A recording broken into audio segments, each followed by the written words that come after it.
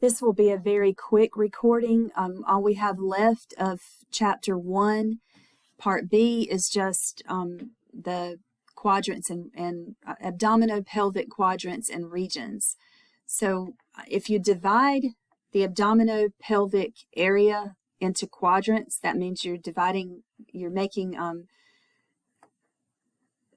4 sections, and they're abbreviated RUQ, LUQ, RLQ, and LLQ. It's for right upper quadrant, left upper quadrant, right lower quadrant, and left lower quadrant. So one line, when you divide it up, one line kind of goes down the midline of the body, and then the horizontal line, the vertical line goes down the midline, and then the horizontal line, you can see where it is kind of just below where the ribs end, just below that. So this part of the intestine, the large intestine or colon, is called the transverse colon. So it's just below that transverse colon. So you have in this picture, you have the and remember, so when we're looking at figures, I'm on the left side of the slide, or if you were reading a book, you'd be on the left side of the page, your left, but it's the right side of the body, because we're looking at this figure as if we were facing it, So what you're seeing here is on the left side of the slide or screen is you're seeing the right upper quadrant, which includes one of the structures it includes is the gallbladder, the left upper quadrant, which includes the majority of the stomach, and it also includes the spleen. You may not be familiar with where the spleen is located, but it's right here. The right lower quadrant, which includes the appendix. This structure is the appendix, attached to the beginning portion of the large intestine called the cecum. Then you have the left lower quadrant,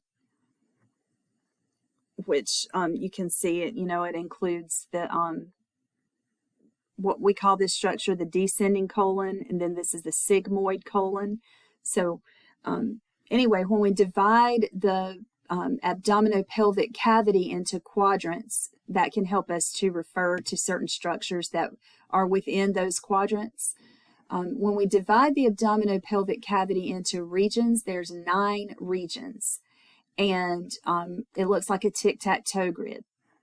There's the right hypochondriac, epigastric, left hypochondriac, right lumbar, umbilical, left lumbar, right iliac or inguinal, hypogastric, left iliac or inguinal. And I'm going to show you a picture now. Let's look at the figure B, because that actually has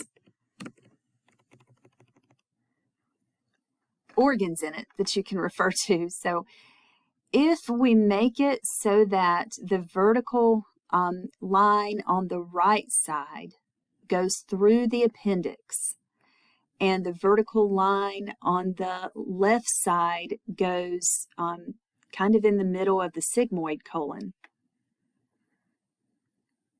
So then we put the horizontal line, the upper horizontal line, right below the stomach, right below the gallbladder, and then the bottom horizontal line is just above the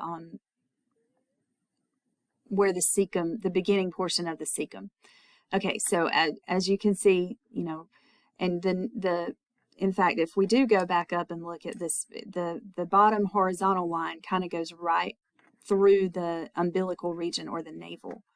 So starting on the very right side of the figure, we have the, I didn't realize they weren't named in that bottom figure. I'm sorry. Let's look at picture A. My fault. Okay, we have right hypochondriac region. Below that, the right lumbar region, and below that is the right inguinal or iliac region. And then on the left side, we have those same ones. Left hypochondriac, left lumbar, left inguinal or iliac region. In the middle, that's the easiest one, is the umbilical region. Above that, epigastric, and below that is the hypogastric or pubic region. So it has really the same function. It just helps you to describe the location of, maybe you're trying to describe the location of pain or the location of an injury, location of pain that a patient is having, but it helps you to communicate with other healthcare professionals. So let's just do one question. Let's just use the gallbladder is easy. We'll use the gallbladder and the urinary bladder as examples. So which region would the gallbladder be located in? And it's primarily located in the right hypochondriac region. Which region is the urinary bladder located? And it's the hypogastric region or pubic region. Those are the kinds of questions you'll have. This section, I didn't highlight it, but I did want to mention there are other smaller cavities, the oral cavity, the digestive cavities, nasal cavity, orbital cavities, that is your eye sockets, middle ear cavities, and then there's joint cavities, which are called synovial cavities. But the main body cavities are going to be the dorsal and the ventral, and then the dorsal is divided into the cranial and the vertebral, and then you have the ventral is divided into the thoracic and the abdominopelvic.